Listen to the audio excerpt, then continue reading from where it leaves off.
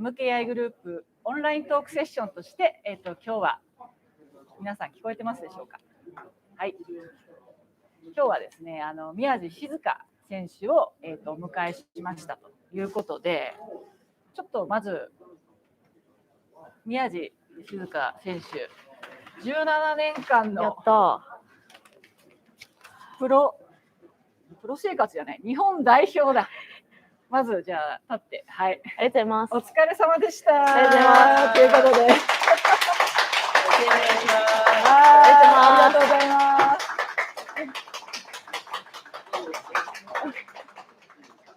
やばい、手触っちゃいました。すみません。触っちゃった。はい、お疲れ様でした。いただきます。はい。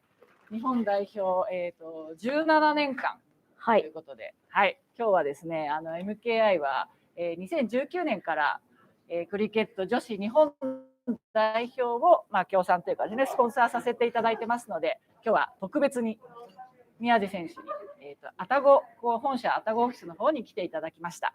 ちょっと今日ですね、なかなか普段お聞きできないことをちょっと30分間なんですけども、MKI として初めて YouTube ライブやります。はい、初のゲストということで、はい、皆さん楽しんでいければなと思います。ちょっとお手製で。で、宮地選手、ご存知の方も多いかなと思うんですけども、ね、こんな感じ。すごいですよね。クリケット17年間日本代表、そして日本初のプロ契約されたと。これさっき私立って分かったかと思うんですけども、めちゃくちゃちっちゃい。それでこんな投げるってね、やっぱすごいですよね。ほら、これプロ行かれた時の。はい。本当もうなんともう平行になるぐらい投げて、打って。ということで、私たち日本人ってまだあんまりクリケットを知らないことも多いので、ちょっと今日はいろいろ初心者から、プロの方も見てらっしゃるからと思うので、ちょっといろいろお聞きしたいなと思ってます。はい。まずちょっと簡単に経歴ということで、ネットをね調べたらいろいろ出てくるので、あえて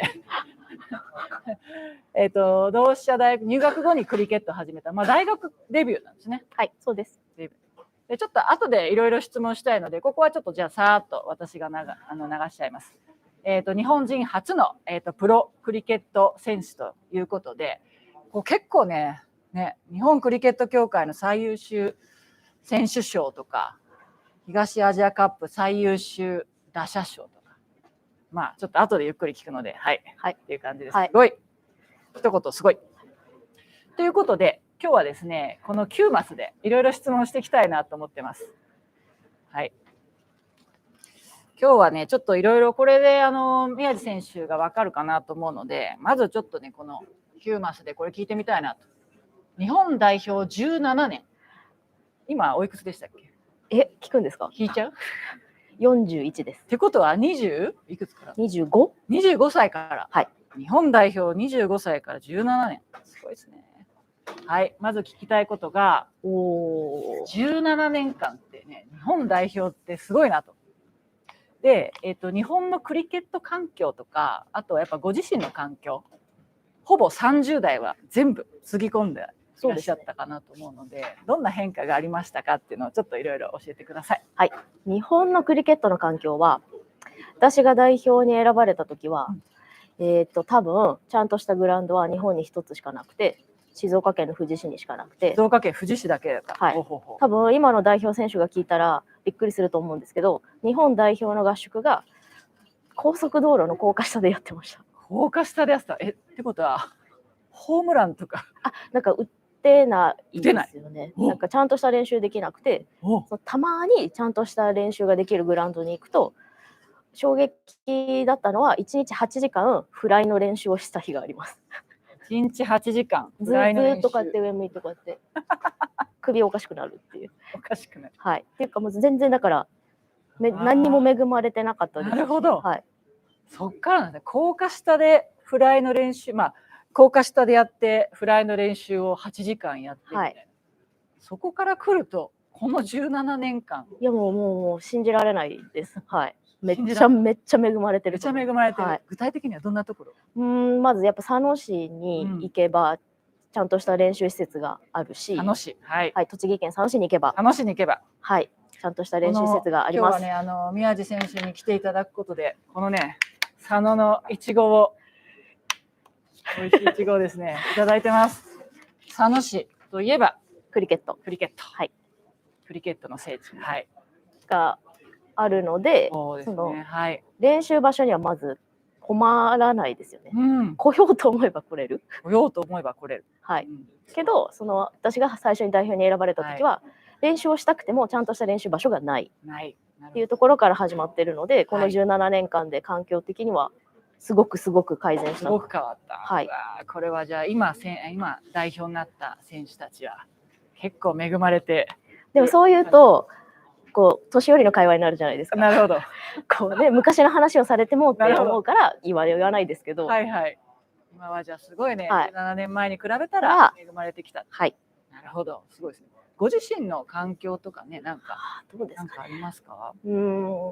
大学1年生の時にクリケットを始めて、大学院1年生の時に2年生の時かに日本代表になったんですけど、クリケットをやってなかったら、大学院にまず行かなかった。なるほど。っていうのが一つ。はい。長い間学生をしてる方が時間に融通が利くからっていう理由で進学しちゃったんですけど。進学しちゃったね。はい。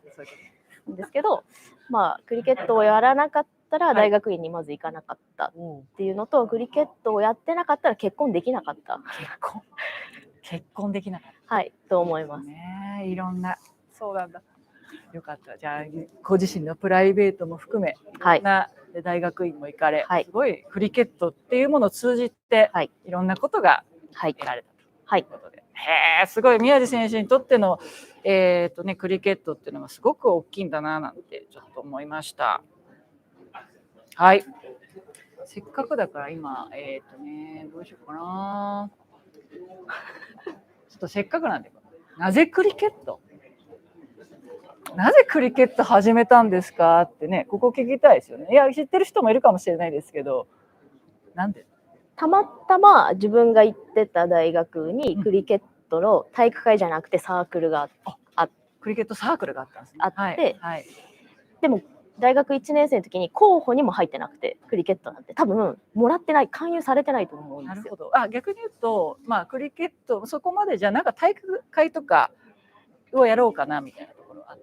最初はラクロスをやりたくて、ラクロスをやりたくて、ただちょっと朝練で通学時間が長かったんで諦めて、で次にチアリーディング合いそうだよね。めちゃくちゃ勧誘されたんですけど、体が硬いのとあと高いところが嫌いだから無理と思って、でその後に何個か違うやったことないようなスポーツをフットサルとかアルティメットとかっていうのを見てて、この辺やろうかなって思ってたんですけど、たまたま同じ学科の先輩に時間割り組んでもらった方がいて、その人がクリケットをやってて、お世話になった先輩からなんか言われたら、中高ガチガチの体育会だったから、これ行かないとダメかなと思って見に行って、1回だけ行けばいいやと思って1回だけ行ったらチヤホヤされて、めっちゃうまいって言われて、その気になって始めました。いや、人間って分かんないもんですね。はい、他にだってね、いっぱいラクロスでアルティメットだもいっぱいあって、でそこ高校まではなんか運動中高は陸上です。中高陸上、だからなんかやっぱり動くというか走るとか、そういうね、ラクロスとかアルティメットとかもそうだけど走る。そうですね。なんか陸上は多分もう高校生ぐらいの時にセンスないなって思って、なんか道具使えばいけるんじゃないかなみたいな。そうなんですか。確か陸上ね、体一つじゃないですか。でやっぱ体ちっちゃいですし、あんまり通用しないなっていう。なるほど。それでじゃあお世話になった先輩で、そこまでってじゃあ逆に言ってクリケットって知ってたんですか？全然知らないです。何それみたいな。何それ。はい。ね、17年前でね。そうなの。へえみたいな。へえなんて。きっかけわかんないもんです。わかんないもんです。そんなところから始めて日本代表17年やっちゃった。なるほど、面白い。ちょっとここ聞きたいな。クリケットの魅力。なんでしょうね。日本でね、あんまり馴染みないですし、私もね、ここで関わるまでは全然知らなかった。どんな魅力があるか。でも一言で語るの難しいと思う中でちょっとやっぱ聞きたいな。競技してる視点からいくと、一人では絶対に勝てない。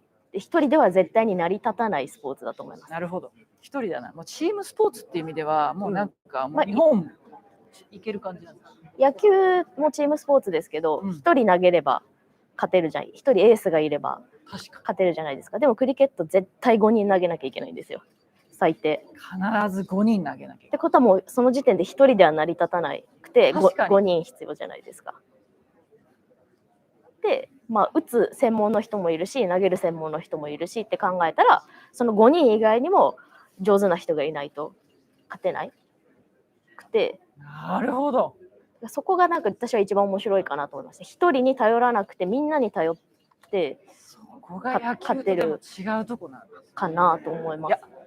本当になんか私も4年5年ぐらい関わっててやっぱり野球と何が違うんだろうとかいつも考えてね、やっぱバウンドするよねとか、ね、だけどやっぱすごくその戦略をね考えて戦術とか、なんかこうやっぱり静香さんと一回日本代表かな男子代表かななんか見た時にいろいろこう言ってたのを聞いて、やっぱすごい戦略を立てて戦術をしっかりやっぱ考えないといけないスポーツなんだってその時初めて分かって、あと野球とかって監督がサイン出せますけど、それクリケットやっちゃいけないんで、その中に入ってる人がやっちゃいけないんですよ。やっちゃいけない。ラグビーとかと一緒かな。そうなの。ラグビーとか上から見て多分つけてますよね。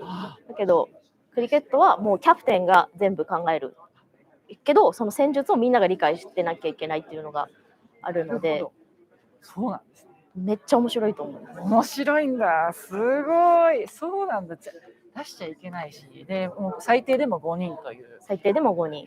それが競技してる側からの魅力ですけど、なるほど。他の魅力やってない人から考える、難しいな、どうだろう。その世界のいろんな人とつながれるっていうのが世界のグローバルなスポーツだと思う。グローバルなスポーツ、ね、本当日本では全然まだね馴染めないし、4000人ぐらいかな、っていうところなんですけども、世界とつながれるってすごい大事なスポーツ。はい。魅力あるじゃないですか。ちょっとじゃあそこから見て、なんかじゃあこの海外から見た日本みたいなところちょっと聞いてみたいな。海外から見て、日本のクリケットって、どんな可能性があるんだろうな。まず自分が海外に行ってて日本人ですクリケットしてますって言って一番最初に日本ってクリケットしてるのってなります。まずそんなレベルだと思います。そうなんですね。はい、そうですよね。日本って言ったらやっぱ野球でしょとかって言われちゃうんで。なるほど。でそこでじゃあ出てってやるんだやってんだよみたいな。で言うとけど結局日本人が海外に行くってことはクリケットが上手い国に行くじゃないですか。見下されてますよね。なるほど。へえみたいな、そのうちできるといいねぐらいな感じにしかならないんで、見てろよっていう。そんな中で戦ってこられたっていう。すごい。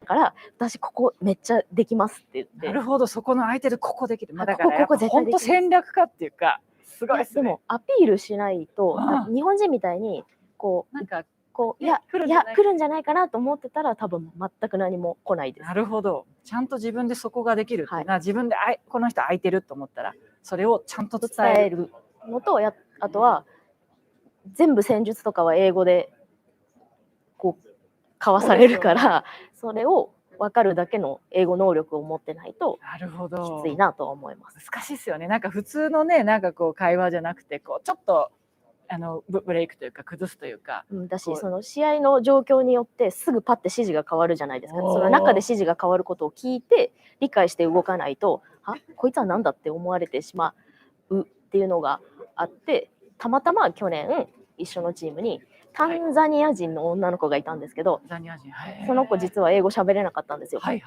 スワヒリ語。それをでもずっとニコニコしてうんうんってうなずいてたからみんな英語分かってると思ってたら、実は英語分かってなくて。なるほど。1週間ぐらいして分かったんですよ、英語分かってないってことが。もうそこからみんなこう翻訳アプリ入れてるけど、試合中は翻訳アプリなんて使えないじゃないですか。使えないですね。だからその子はやっぱりチャンスもらえてなかったですし、今年契約もらえなかったんで。なるほど。やっぱじゃあそういったゲットするためには当然そういうコミュニケーションもそうだし、自分の戦術とあとアピールはすごい必要だと思う。すごい戦略家。すごい。そうなんだ。やっぱさすがですね。でもじゃあチームその試合の時はもうじゃあねコーチとか外からはないので、中のメンバー11人。11人。まあキャプテンが主に次誰々が投げるよとか、こう守備位置をこうバーって動かしたりとかっていうのも、こうしたいからここに動くんだなっていうのを分かってないと多分動けないと思います。なるほど。じゃあそれを瞬時に判断して周りを見てで最高のパフォーマンスを出す。はい。なるほど。今年もじゃあ2023年4月？はい、行きました。先週月曜日に帰ってきました。先週月曜日、4月ってまだ今月でしたね。はい。先週月曜日に帰ってきた。お疲れ様でした。はい。今回何日間行かれたんですか？18日。18日間。はい。すごい。でもその前も海外行って。はい。1月最初年明けから3月の最初までニュージーランドにそのフェアブレイクの準備をするために南半球の暑いところで試合経験を。だから黒いですね。そう、すいません。いや私ここ今日初めてお会いした時にやっぱりねさすがプロ。もうなんかもうこの辺いい筋肉ついてますね。ありがとうございます。本当さすがで今4月ね帰ってきたばっかりでお疲れのところ。大丈夫です。ありがとうございます。そうなんですね。なるほど。ありがとうございます。ちょっとそのコミュニケーションっていうのは私たちみんなが課題かなと思うので、ね、すごい学びたいなと。あとじゃあこれかな。宮地選手のこれから。一応まあ代表は引退されて、でもこれからまだまだ、契約とプロの契約とかねやっていくと思うんですけども、これからどんなふうな予定とか、直近というよりもなんか直近もそうだし、ね、これからどうしていくのかなみたいなちょっと聞いてみたいな。プレー自体を続けるかどうかをまだ決められてなくて、やめるのか、まあプロとして契約がまだもらえるんだったら続けるのかっていうのはちょっと自分の中で未定ですけど、長いスパンで見たら、まあ、女子の日本代表のコーチになりたいっていうのはずっと思っていて、はい。なのでやっぱりこのなんかプロのね海外で戦ってきたさっきかもしれない覚えてない何カ国でしたっけ？37カ国何？90人。90人。はい。37カ国90人のまあ同じチームの人たちだとまあねもうちょっと少ない。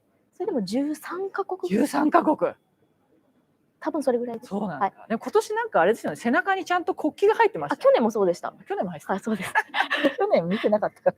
そうなんですね。その人たちでやっぱコミュニケーションを取っていく。それで自分たちをこうもっともっと表現していくとか、やっぱりこうね学ぶことすごい多いなと思うので、もうねどんどんみんなをこうレベルアップ。日本のクリケットとかをね、どんどんなんかレベルアップしてほしいなって。宮地選手も戦って、ね、どんどん強くなってほしいし、もし継続できるなら。はい。そうです。はい。はい。そんな感じが。あとはクリケットの未来。日本で今後クリケットが広がるために、まあ、何が必要ですかって。やる人を増やすために、どうなんですかね。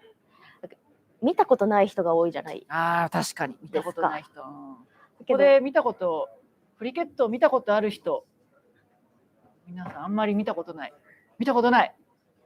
こに今30人ぐらいいますけど、見たことない。今だと私が始めた20何年前だともう見る術がまずなかった。なんでもう紙ですよね。紙で見てました。けど今だと YouTube とかでもそうですよね。YouTube でね、もう私も見るとたくさん出てくる。優しい国はタダでライブを見させてくれるっていう。日本見せてくれますけど、高いレベルを見ないと面白くない。なるほど。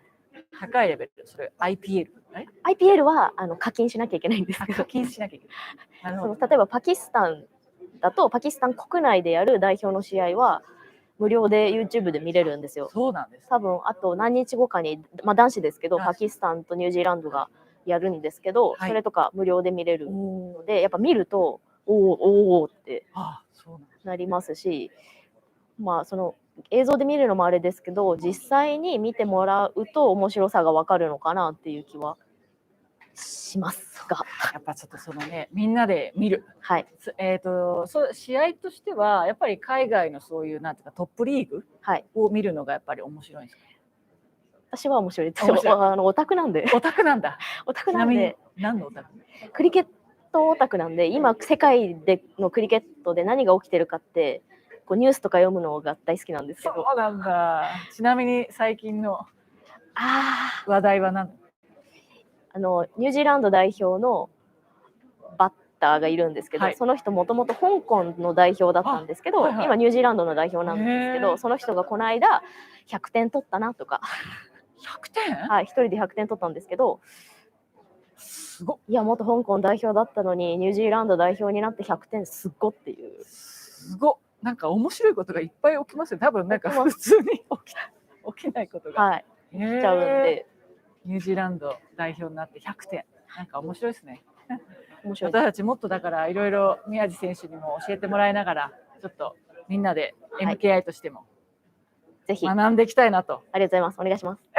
MKI では2019年から契約して、また2002去年かな、22年女子日本代表の最上位パートナーっていう形でまた3年間やってきます。で、今までやっぱコロナ禍でね、あんまりこう皆さんね代表の方に来ていただいたりとか、やっぱりそのイベントができなかったので、ちょっとこれからもっともっとやって一緒になんか女子日本代表を応援しながら、クリケットの日本の普及というかね、その辺を、あとクリケットを通じて佐野市とか、ちょっとそういったところにもどんどん行ってみようかなという感じで考えてます。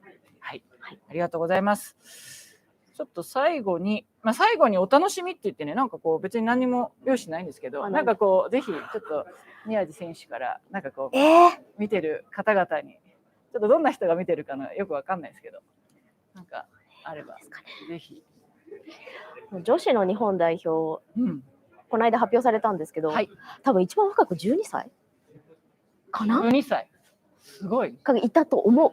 多分12歳がいたと思うんですよ。身長私より全然高いんですけど、で若い選手がたくさんいて、10代の子も多いのかな、がいて、で今年多分大会が2個あって、やっぱりその経験を積まないと強くならないので、その今年選ばれた人たちを応援していただきつつ、その選ばれた子たちは自覚を持ってその勝ちたいっていう気持ちと経験を積みたいっていうので、その大会を迎えてもらえたら、その本当にポテンシャルすごくあると思うんで。ポテンシャルしかない。